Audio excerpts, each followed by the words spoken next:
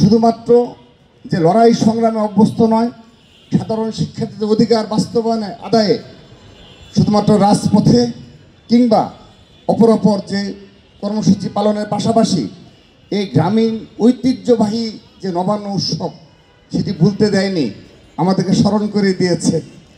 এই গ্রামীণ ঐতিহ্যবাহী যে আমাদের একটা চলমান রয়েছে, এর জন্যে আমাদের ঢাকা বিশ্ববিদ্যালয়ের সভাপতি, সাধারণ সম্পাদক সহ আজকে আয়োজনে যারা ভূমিকা রেখেছেন সবাইকে অনেক অনেক ধন্যবাদ জানাচ্ছি।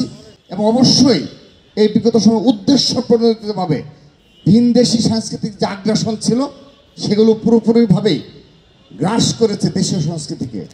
কিন্তু বর্তমান 5 আগস্টের পরবর্তী বাস্তবতায়ও আমরা লক্ষ্য করছি এই দেশীয় সংস্কৃতি এবং আমাদের যে বাংলাদেশের সাথে তরুণ প্রজন্মের সাথে যে সংস্কৃতি, বিশেষ করে মিউজিক বলেন কিংবা অপর যে বিষয়গুলো রয়েছে সেগুলোকেও বাধাগ্রস্ত করার একটি প্রবণতা আমরা লক্ষ্য করছি। সেগুলোকেও দমন করে রাখা জন্যে তাদের এই সাংস্কৃতিক পথকে ধীরগতি করে দেওয়ার জন্যে এবং অবশ্যই উদ্দেশ্য প্রণোদিতভাবেই এই কাজগুলো করা হচ্ছে।